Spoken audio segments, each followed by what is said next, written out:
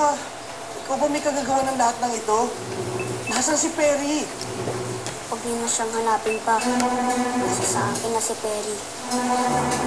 Ikoy, bakit mo ba ginagawa sa akin?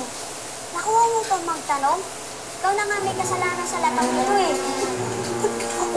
Ate, why is it that the kid really nagsisi? Huwag kang lumapit pa! Hindi niyo dapat ako niwan. Hindi niyo dapat ako niwan!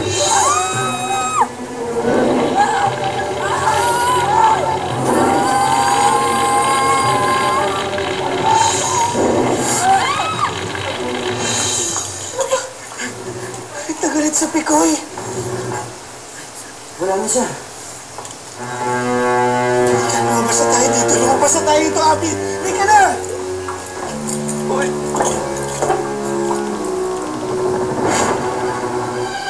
Tafty, okay ka lang ba? Mare, curious lang ako. Bakit sa'yo lang galit na galit si Pikoy? Eh, pare-pareho naman siya iniwan, di ba? Alam mo, buti pa. Umalis na tayo dito. Sumakayan tayo sa van. Hello! Sara kaya yung van? Hindi pa tayo makakaalis. Eh, bakit hindi natin gawin? Tara! Hindi, madilim eh. Tsaka hindi natin makikita yung ayusan natin. Oo nga, lalabo pang mata ng baby ko, no? Kung mata mo kaya palabuin ko. Alam ko na, guys. Mayroong cafe dyan. Baka mayroong flashlight or kandila sa loob. Alika, ate. Alika, hanapan natin. Let's go. Dahan-dahan sa paglalakad, ha?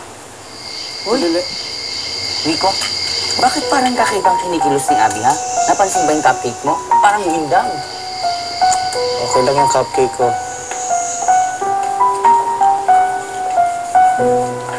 Buksan na. Sandali, wag! Huwag mong bubuksan yan. Huwag mong bubuksan. Bakit pag? Basta. Cupcake! Tara na! Yung kotse, gawa na! Oh, ate, gawa na ng imagine. Let's go! Let's go na! Hey, guys, come on. Let's go na. Let's go! Ay, asan si cupcake ko? Pinasunod ko na sa akin. Diyos ko naman iniwan. Eh, punta mo na nga sa loob. Sabi ko sa'yo, may problema ang cupcake mo, eh. Napapaliw na yata. Nandun pa siya eh. Ikaw wala ka lang nagawang matino. Halika na, halika na. Cupcake!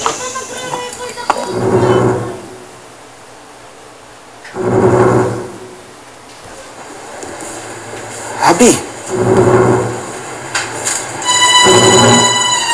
Abby, anong ginagawa mo? Abby! Mama, chancing ka nila. Abby, wag!